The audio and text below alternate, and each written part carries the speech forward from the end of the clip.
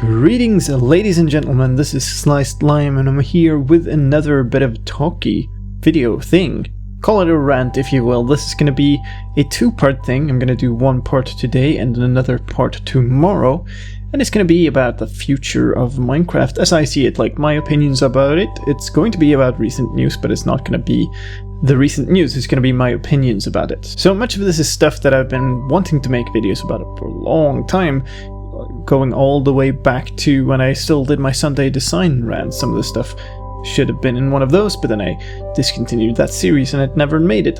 But here it is. And it's sort of triggered by recent events. And you might have seen what that is. I am referring to E3, of course, and the big Microsoft press conference there, having some interesting news for Minecraft and some other stuff behind the scenes that we've seen in other videos from E3 as well.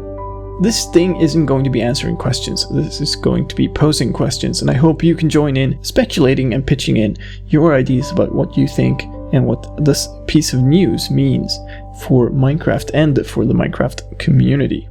Anyway, the big news from E3 and from Microsoft's press conference is the announcement of cross-platform play coming to Minecraft on consoles and on, well, Pocket Edition, essentially. Cross-platform play between Windows 10 Edition, between your iPad or your phone or whatever.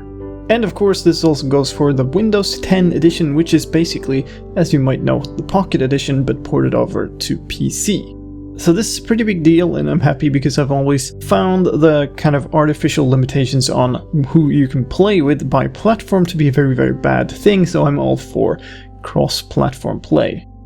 Now the way this is done for Minecraft is through Realms, which of course is a paid service for Microsoft, for Mojang, and so you have to sign up for Realms to be able to do cross-platform play.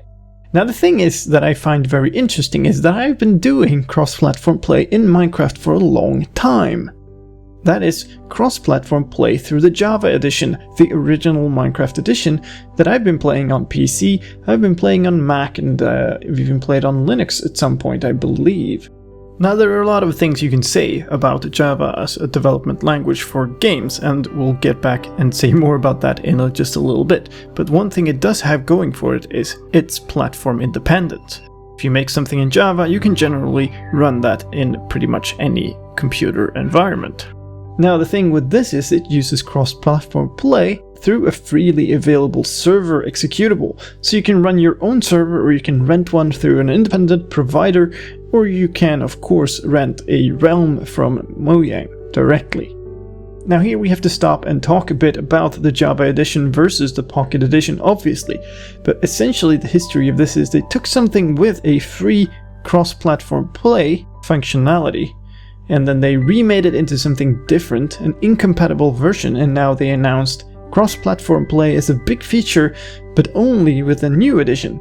So it only works with the Windows 10 edition and with Minecraft Pocket Edition.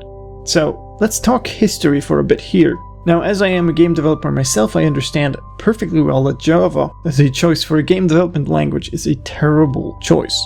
Java is an interpreted bytecode language which is possible to optimize fairly well nowadays, but if you look at console development and the really high performance PC game development, it is very, very heavily dependent on memory management being very precise, and memory management is far from precise in Java. So I fully understand the need to rewrite Minecraft in a different language and with a sort of ported over code base to be able to run on multiple devices, including consoles and phones and all the other things. So that's the birth of the Minecraft Pocket Edition, and of course if you take a look at it, you will see that the C++ version of Minecraft, which is the Pocket Edition, runs a whole lot better in terms of game code. It's a much better product, probably because it's being developed by a team of experienced games coders rather than one person as a hobby project. That shouldn't be a surprise to anyone, really. And if you look at it, just look at world generation in Minecraft Windows 10 Edition, for instance, it is incredibly fast compared to the Java edition. Now, Microsoft bought Mojang for a whole bunch of money, and a lot of people ask themselves why. Because basically Minecraft had already sold a whole bunch of copies. Now, as it turned out, that was probably a good idea because they've sold equally many copies again afterwards. But it's also very clear to me, looking at Microsoft's E3 presentation, that Microsoft is, for whatever reason, incredibly interested in getting everybody to upgrade to Windows 10. Basically, everything that was shown on Microsoft's press conference was exclusive to Xbox One and Windows 10. And that includes, as a centerpiece, Minecraft. The Windows 10 edition of Minecraft is Windows 10 specific by choice, not because it would be technically hard to implement a Minecraft Pocket Edition version that ran on Windows 7 or Windows XP for that matter. They've just made the choice to restrict Minecraft Windows 10 edition to be Windows 10 only.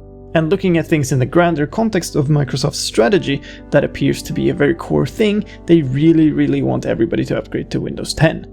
And so using Minecraft for that obviously makes sense. Now, whenever I see the Pocket Edition, or indeed Minecraft Windows 10 Edition, I wonder about feature parity. Because now that we have cross-platform play for Windows 10 Edition only, that means that you don't have cross-platform play between that edition and the Java edition.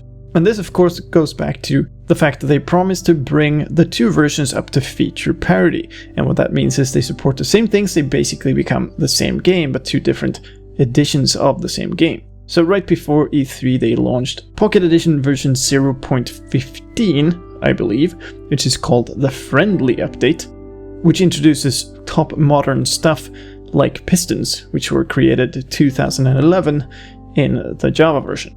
So with that, they are obviously catching up to the Java version with the C++ version, which makes sense. But also at the same time, it's obvious that there's a lot of separate track stuff going on, which doesn't make sense in terms of just catching up. So for instance, we don't have command blocks in the Pocket Edition, they haven't been added, but instead they've announced something called add-ons, which are interesting ways to modify the game's behavior. Now, we'll talk more about that in tomorrow's episode of this little mini-series here. But the interesting thing for now is that they are definitely working on things that aren't just feature parity into Minecraft Pocket Edition. And that brings up the big question is, do they intend for Pocket Edition and the Java version to be compatible? Because if not, then cross-platform play is a bit dishonest, to be completely frank. Especially considering that this is something that is freely available in the Minecraft Java edition. Because you could definitely then have Minecraft running on a Mac, for instance, or on an older version of Windows, and you are not allowed to connect to somebody running the latest Windows 10 edition of Minecraft, which Mojang have been very clear about is supposed to be the same product. So what does that mean for the future of Minecraft as a product? Does the Java edition keep developing separately? Is that going to be its own thing, or does it just get the same features but it's not directly compatible? And that development for a lot of players is going to be very important as we go forward. It does seem to me that Mojang have a lot of people working on the Pocket Edition codebase and only a few people working on the Java edition. And they do seem to be adding sort of the same features into them, but to me it doesn't really look at this point like they're making them fully compatible anytime soon.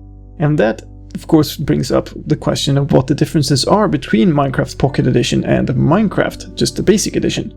And the big difference to many is the modability of the Java version of Minecraft and the promised, but at this point nearly mythical, modding API.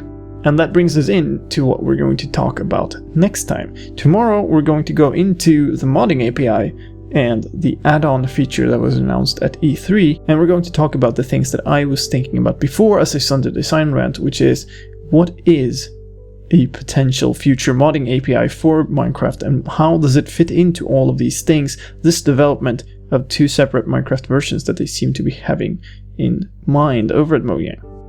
But that is definitely enough of a rant for now. I'll leave it at this, and I look forward to seeing more comments from you guys in the comment section down below. And we'll continue this tomorrow in another video. Thank you very much for watching, and especially much for listening.